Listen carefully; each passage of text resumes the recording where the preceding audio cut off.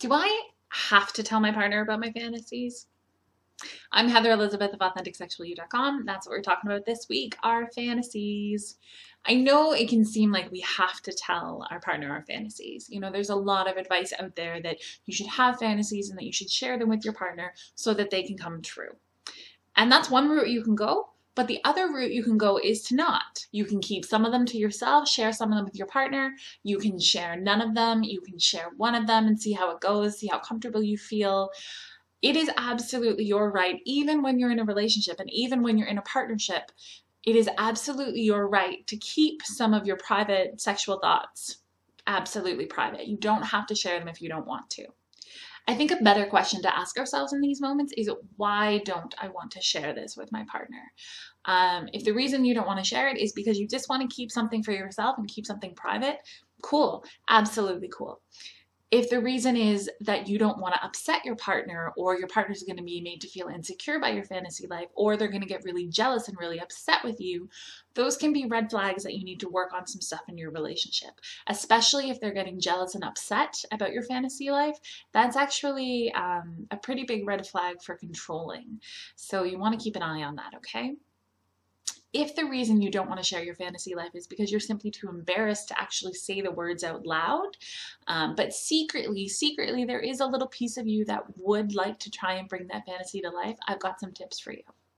So first thing, you can actually play off your fantasy as someone else's if you want to test out the waters and see how your partner responds first. Tell them that you found some erotica, or you stumbled across some porn, or you were reading something on Tumblr that you came across and you really liked, and can you share it with them? And then there's a little, step away from you. It's not your fantasy, it's a fantasy that you found. That can take some of the emotional edge off of it. You can also try sending to them in email or as part of a dirty text game, as just like random flirting throughout the day. Not saying you want to make it come true, not saying you don't, just, hey, was thinking about this.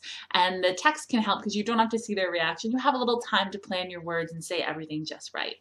If you're feeling a little bit braver, you can actually share it with your partner in person and just make sure that you don't have to actually look at them while you're doing that. So one of my favorite ways to do that is actually sit behind my partner and kind of wrap myself around them in a big hug and whisper my fantasies in their ear. It's great foreplay, and it means I don't have to see their face when I'm telling them, so it takes some of the pressure off me because their reaction isn't gonna dissuade me in any way.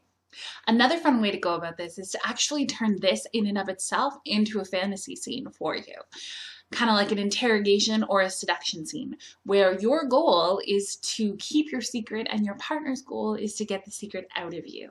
So maybe you want to have them do something that you really, really like, and as long as they're doing that thing that you really, really like, you're going to keep telling them about your fantasy. But if they stop, you stop.